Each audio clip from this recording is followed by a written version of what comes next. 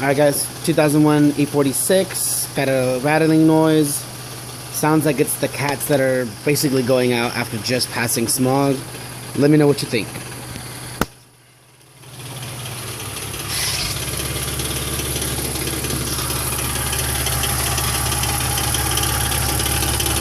And we're under the car now.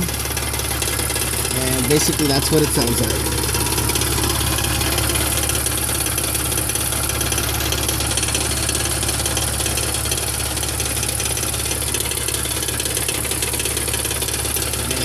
Even if I hold the pipes down with a rag, nothing, not even that hot, nothing.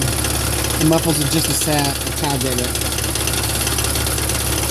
Nothing too crazy, so yeah, that is what it is.